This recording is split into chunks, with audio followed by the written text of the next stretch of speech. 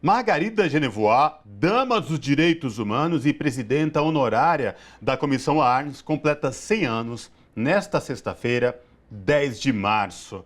Está lúcida e muito ativa. E para falar com a gente sobre a Dama dos Direitos Humanos, nós conversamos agora com Camilo Vanucchi, que é jornalista e escritor. Camilo, tudo bem? Prazer te receber aqui no Revista Brasil TVT. Seja bem-vindo. Prazer é meu, muito obrigado pelo convite. Camilo, vamos falar um pouco da nossa Dama dos Direitos Humanos, Margarida Genevoix. Muitos talvez estejam se perguntando, mas quem é Margarida Genevoix? Traz pra gente, você que conhece tão bem, já escreveu sobre a Margarida Genevoix, a importância dela no cenário dos direitos humanos no Brasil e a luta dela aqui para os nossos telespectadores da TVT e ouvintes da Rádio Brasil Atual. Camilo? Então, é difícil a gente competir com uma pessoa que chegou aos 100 anos de idade, né? Então as pessoas falam assim, pô, quem que é essa mulher? Porque ela estava fazendo coisa 50 anos atrás, 60 anos atrás, então as gerações vão se sucedendo e ela está aí firme e forte, fazendo coisas ainda. Hoje, ela é presidenta honorária da Comissão Arnes, Comissão de Defesa de Direitos Humanos Dom Paulo Evaristo Arnes. E ela é uma pessoa que ela foi presidenta e membro durante muitos anos da Comissão Justiça e Paz de São Paulo, e ela foi braço direito, digamos assim, ou talvez fosse melhor dizer braço esquerdo, do Dom Paulo Evaristo Arnes durante os anos 60, 70, 80, na militância toda, principalmente em defesa dos presos políticos, na época da ditadura. E ela está ativa, ela participa nas reuniões da Comissão Arnes, que são feitas online atualmente, mas ela participa toda a reunião, comenta, quer saber qual vai ser a próxima atividade, o próximo manifesto, a próxima carta que vai ser publicada, está super por dentro das questões mais graves de violações de direitos humanos que são cometidas no Brasil hoje, a fome, a catástrofe ali em São Sebastião. Ela fica querendo saber de tudo, e a gente que tem que falar para ela, Margarida, dá uma descansada, sabe? Você já pode se permitir isso. E Camilo, você escreveu a biografia sobre ela, que se chama Margarida Coragem e Esperança. Queria que você falasse um pouco do nome, mas eu vou trazer ainda mais uma questão que parece que ela foi um pouco reticente sobre a realização dessa biografia e que ela aceitou fazê-la no caso em que se falassem dos heróis esquecidos. Queria que você contasse essa passagem e falasse também sobre a escolha do nome da biografia e a relação com ela. Bom, são algumas coisas, né? Ela sempre fala assim, eu não sou importante, o importante foi a luta toda, foram as pessoas que estavam juntos nisso, a história do Brasil para contar é mais importante do que contar a minha história. Então foi um pouco aí que ela ficou relutando.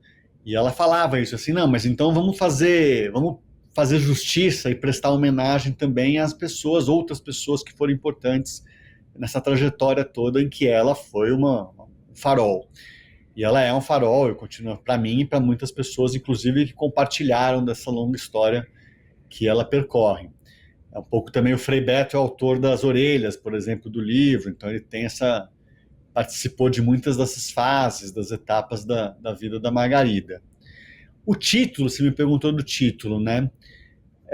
Primeiro que são duas características dela, duas qualidades dela de sempre, uma coragem, uma persistência. Então o livro ele abre com um momento, com um episódio que ela viveu, em que ela teve familiares de garimpeiros após um massacre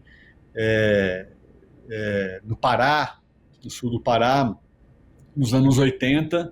Ela foi para lá e numa manifestação, numa passeata desses garimpeiros em que havia uma força policial, uma tropa de choque, todas apontando armas para os garimpeiros e para os familiares dos garimpeiros, ela ficou de braços dados assim com eles e foi na estrada em direção onde estava a polícia para dizer, bom, então vocês vão ter que se for atirar aqui e matar alguém, eu vou ser morta junto. Depois ela conta que ela teve medo sim, mas ela ficou muito tempo dizendo, não, que medo, isso aqui... Mas sempre a inspiração dela como uma pessoa muito corajosa.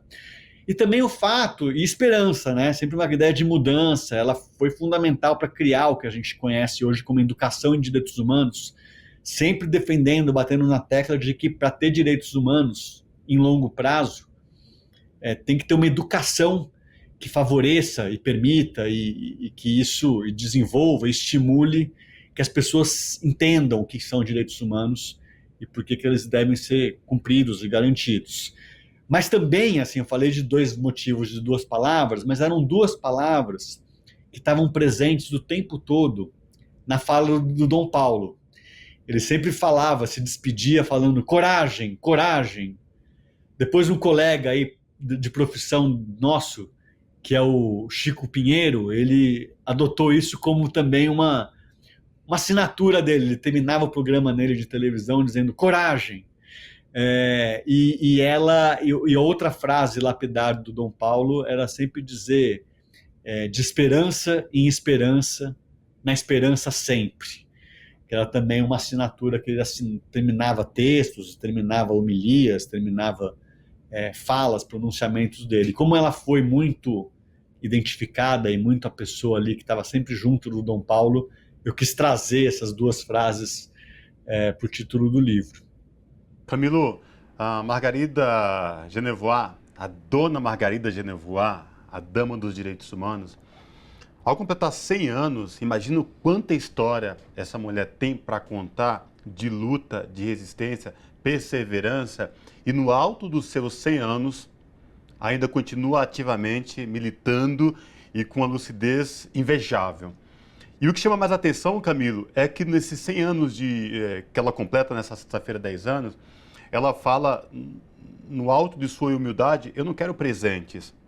Quem pensar em me dar presente, faça doação, ajude uma entidade que trabalhe, que arrecade mantimentos para matar a fome das pessoas, faça algo de solidariedade.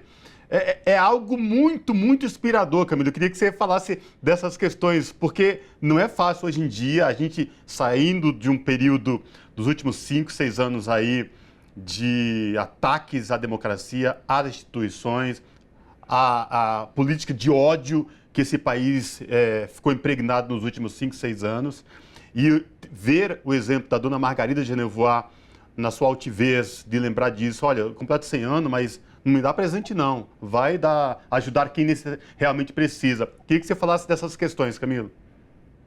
É isso, ela não queria nem fazer festa, né?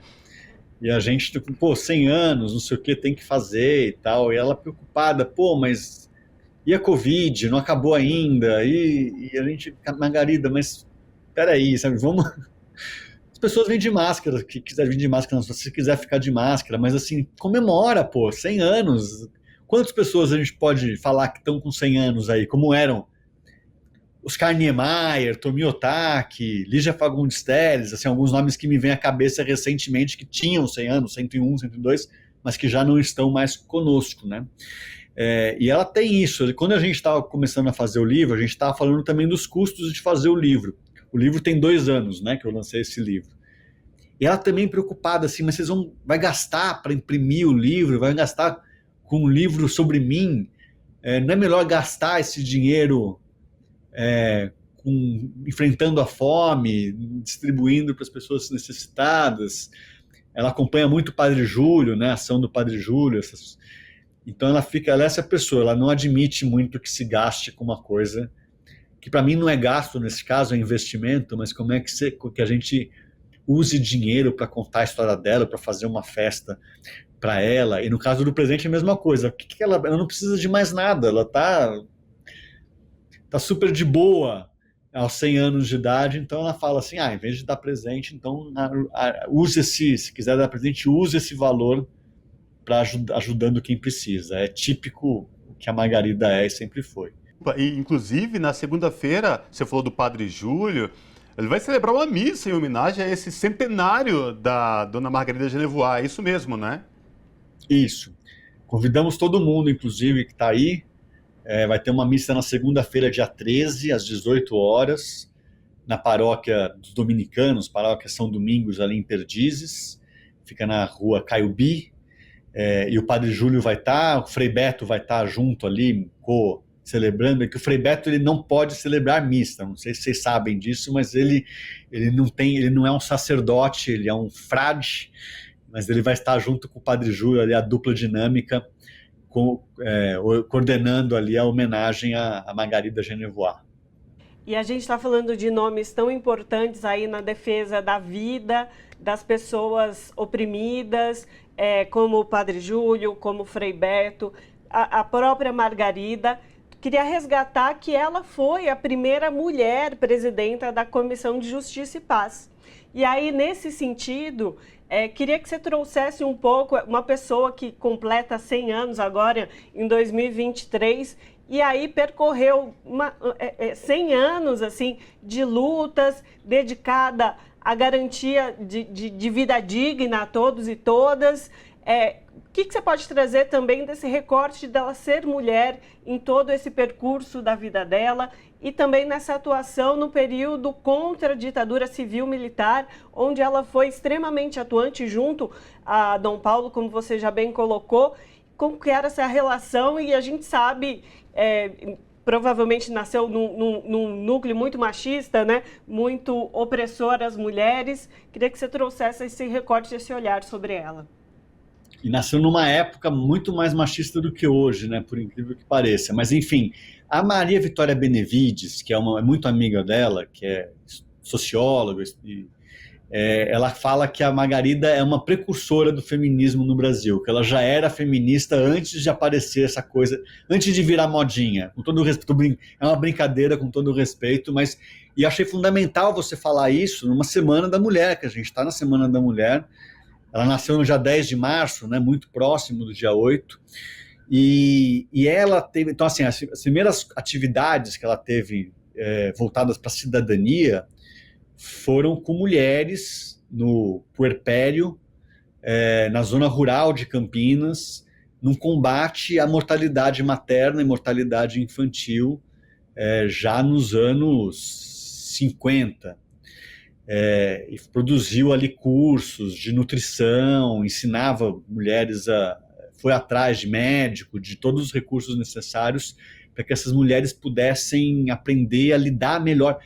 Ela conta que nessa época, a criança tinha, para curar, para, por exemplo, fazer aquela cicatrização do umbigo do neném, às vezes colocava, por exemplo, excremento de vaca, porque alguém tinha ouvido falar, ou a avó, a mãe, que aquilo era bom cicatrizante, e aquilo causava uma infecção na barriga da criança, que levava à morte da criança, por uma falta de conhecimento, de instrução, de saber como lidar com essas coisas, né? Então, assim começou a primeira atividade dela, população mais vulnerável, e com essa ideia de garantir direitos.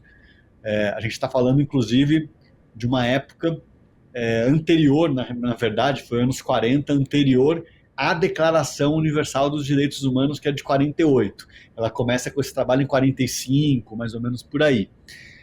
E ela foi fundamental, você perguntou, da época da ditadura, porque a militância por justiça, por reparação e por essa militância de onde estão os nossos familiares que desapareceram, ela foi uma luta fundamentalmente feminina. Se a gente for buscar isso nos registros, ou quem lembra, quem viveu, eram esposas, irmãs de desaparecidos, quando não eram as próprias mulheres, evidentemente, que eram as desaparecidas. Mas essas pessoas, eram muitas mulheres que chegavam para Margarida, na época da Comissão Justiça e Paz, lá na Cúria Metropolitana, falando, o meu irmão desapareceu, o meu companheiro desapareceu. A gente sabe que ele foi sequestrado pela repressão, ele foi conduzido provavelmente a um centro de tortura, ao doicode, e a gente não tem mais notícias dele.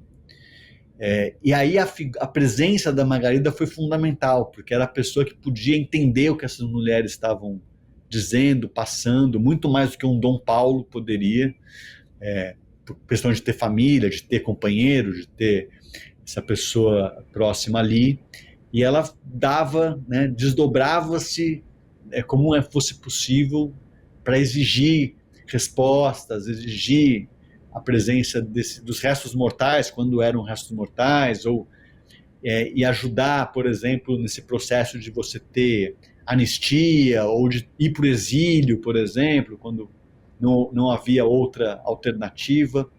Então foi uma luta muito importante de mulheres, mães, irmãs, companheiras, em que encontrou na Margarida uma pessoa ali dentro da Comissão de Justiça e Paz, na Cúria Metropolitana, que poderia representá-la muito bem, como ela fez ao longo de muitos anos. Então é por isso que a gente realizou essa conversa, para agradecer a Margarida por toda essa dedicação que ela teve e comemorar que ela completou o seu centenário de vida. E aí conversamos com o Camilo Vanucchi, que é jornalista e escritor, sobre a Margarida Genevoix. Muitíssimo obrigado, Camilo, pela sua participação conosco aqui hoje. Obrigado mais uma vez a vocês. Abraço, até a próxima. Abraço, até mais.